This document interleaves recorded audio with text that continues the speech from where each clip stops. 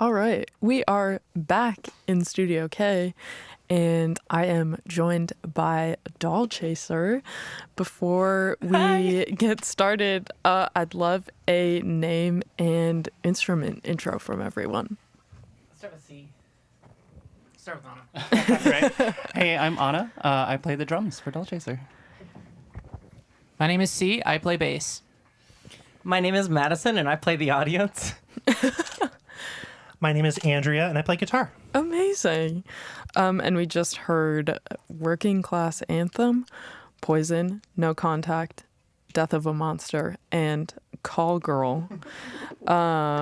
And correct me if I'm wrong, some of which are on your most recent EP, or are all of them? Oh, our EP that we released on Monday. Indeed. Everything but Workin'. But Okay. we had to bust out the classic. Okay. You know? Yeah, of course. Of course. And before you started playing, well, first of all, like you said, it came out on the 25th. It's a self-titled EP. We were talking about your EP release show, which was at the Pillar Forum, which sounded like it was just so much fun. Do you have any highlights from that night? It was just really cool. A big thing about it for me, at least, was I had so many of my friends from that I haven't even talked to in 10 years. Like people from high school and people from like my first job came through to come see us, and it was just really cool and amazing. And the Pillar Forum is really awesome. Mm-hmm. And of course, playing with CM and Hot Bagels, that was they're incredible musicians themselves, you know. So, do you have anything to say about it? Hot Bagels blew my mind that night. They are so good. Also, I think one highlight of that night is that we played a new song that's not even on our EP that'll be in some future release. It was very first time playing it in front of a crowd, so that was really fun. They really loved it. Yeah. We crushed it. It was awesome. Yeah. Sweet. Absolutely. And speaking of the EP, and I wanted to ask this before I was introduced to our lovely friend, Dolly, who obviously everyone listening on the radio cannot see. But I was wondering, is Dolly sort of your mascot? How did you come up with her? What's her story? Yeah, so well, we wanted to, when we were coming up with band names, it took us forever to come up with band names, and we kind of just ended up sticking with Doll Chaser. We thought of it in a Denny's. That's awesome. Yeah. And we were playing with the idea of what should our logo be, and I think it was Anna's idea to be we should probably have a little mascot character. Yeah. Kind of like how Iron Maiden does, or Yeah, sure. Blink-182 has a few of them. That we could dress up for different events. We could do a Halloween design, and we can do different themes for her. So yeah, we came up with Dolly. She's kind of inspired by Sam from Trick or Treat, plus some other just early 2000s emo kid Yeah. Yeah. energy. Yeah. But yeah, she turned out amazing. Yeah. Our friend Taylor, she designed her, and then we've gotten even fan art of her already. Yeah. And our friend Flora actually made some fan art, and it was so good that we're just we're gonna make this the merch. So this is our shirt now. Oh, cool. Ugh. Well, she's beautiful in all her glory. Yeah, she's propped up in front of us right now. Yeah. Anna's partner Elliot actually made this this actual Dolly for us. We bring it to every one of our shows. She's usually right up on the drums with Anna. Yeah. So. Aw, that's sweet. She just likes to hang out.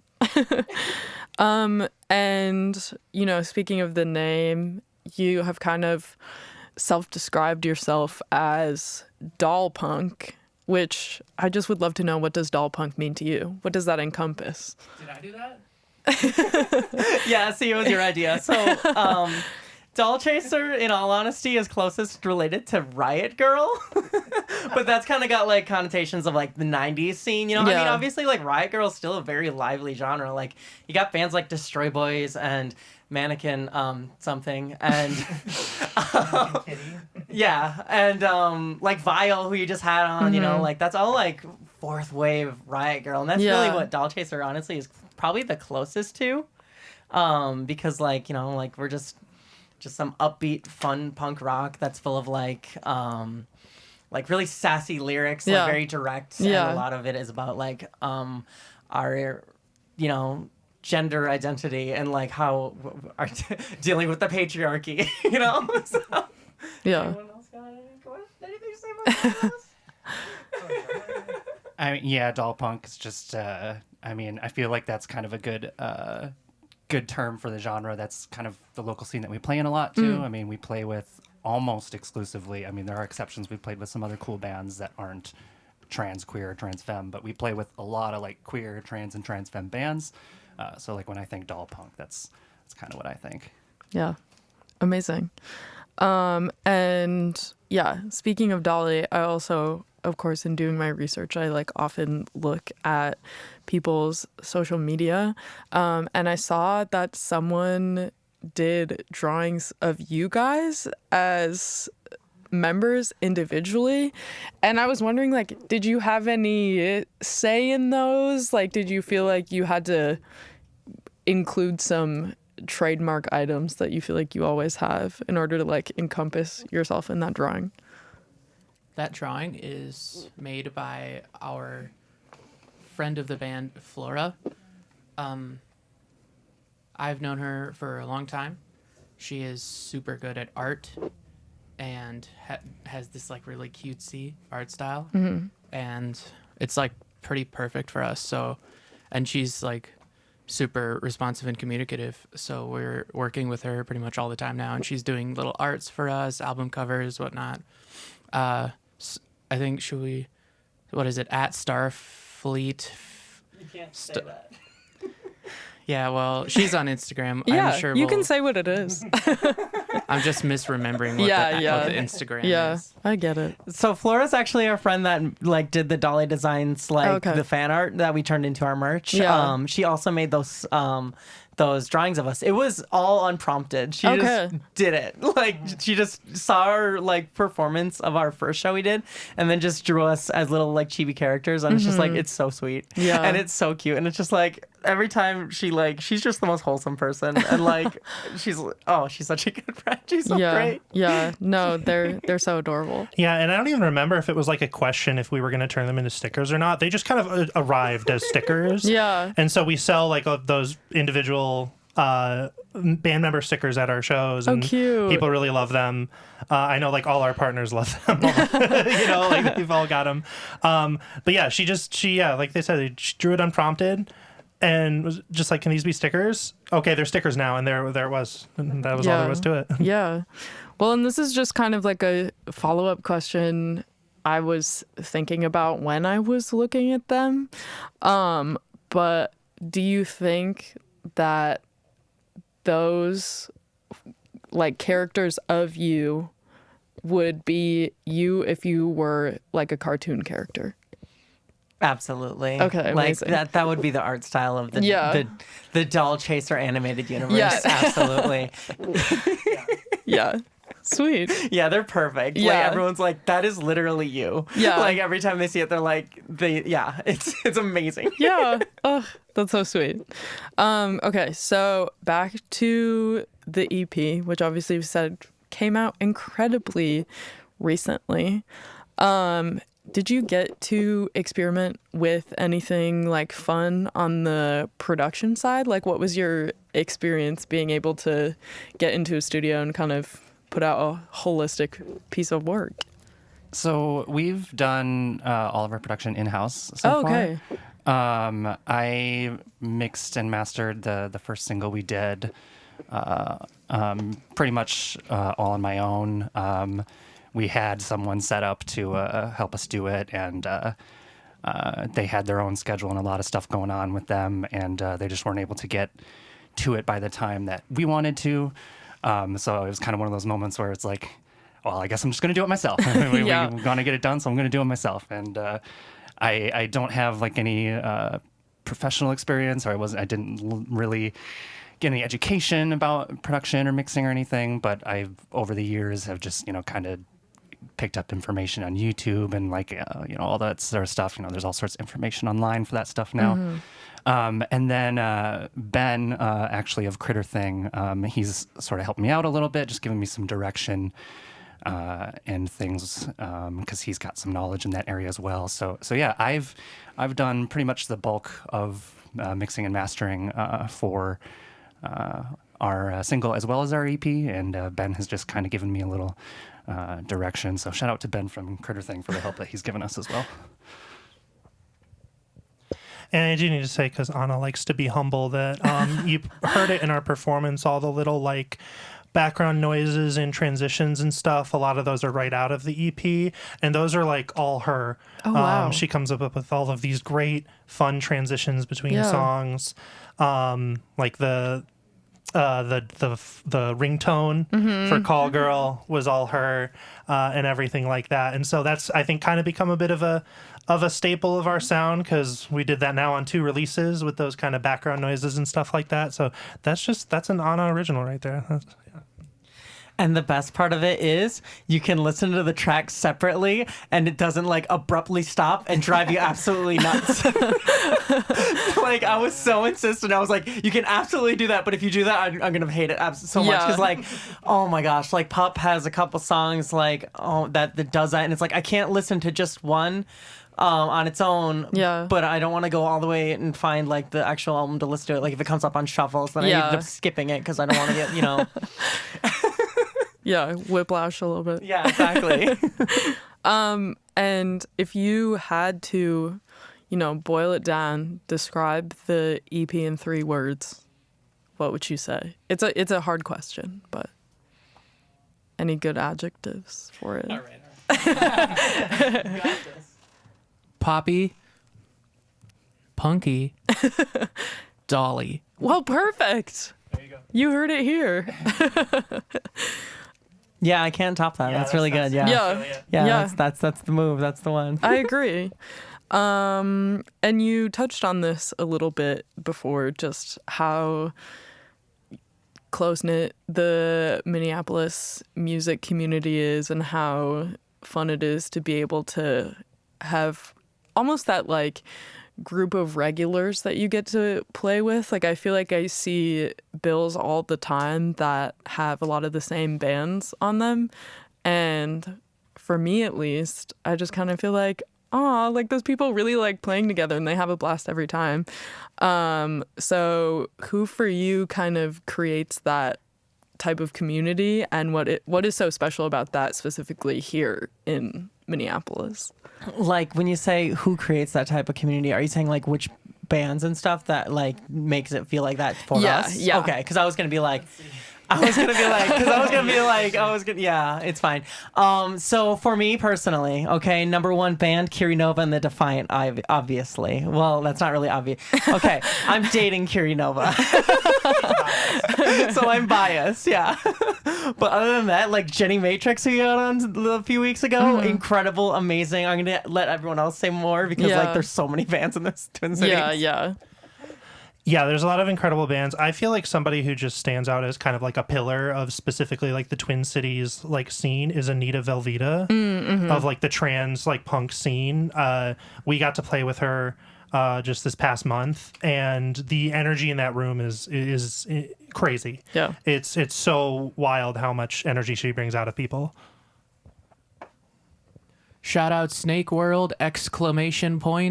Shout out Tonal Whiplash. I mean, everyone else has listed a ton of great bands. Like, it's hard to add on, but truly, like, I mean, just all the bands that we've played with in the scene have really, everyone contributes their own thing. I mean, it's, there's obviously, artists that have been around longer and whatnot and that people are more familiar with. But the community, the spirit of the community is really incredible. The people that everyone we play with puts in their own contribution to the community, and everyone is so supportive and welcoming, and honestly I just feel privileged and lucky to be part of such a cool scene. Yeah. Oh, I got one more. I'm sorry. All 7 of Elena's bands. Yeah, we got the They're list all equally amazing. before It's we incredible. went on air. Oh no, Dolly! She I took dropped a the tumble. doll. I'm sorry, that was on radio. I forgot that no one's gonna say it. Have to do some like audio description. Yeah. Okay, and now it is time for the fun question. Or as some people see it, I think a little bit stressful. It's supposed to be fun, but some people get a little bit flustered when I ask this. So you get to build a 4-group bill, dream bill. Usually the caveat is that you are also playing, but I like to give people the choice to not play if they so desire. So 4-group dream aspirational bill, and what venue are you playing or seeing them at? Can it be like us plus 4 so that one of us can you can all get pick one. Yeah, all absolutely. Right, thank you so much. All right, first of all, it's going to have to be a nonprofit show. Absolutely. It's got to be going to like Trans Mutual Aid or something cool like that. You know, like absolutely. Sweet. For venue and stuff, let's have everyone else do it before me, please. I'd say Seward Cafe. Okay, which bands are we bringing to Seward? Do I pick 1 or 4? One. Velvet Underground. I would probably pick Motion City Soundtrack. Their drummer Tony Thaxton is a huge influence in my music, and I mean, there's so many bands I could pick, but I feel like that one would be truly. I would be starstruck. I would be, I have a lot of respect for those artists, and they've done a lot for my career just by being a fan of them. So that would be really cool to be able to play with them. Oh god. Okay, I've got a left field, not very punk, not very cool, maybe a little cringe nowadays pick, but my guilty pleasure is the 1975. I would play with the 1975. Sweet. Snake World. I want to hear Skyscorpion Gliscor. Like, I want. They're the greatest. Yeah, that's cute.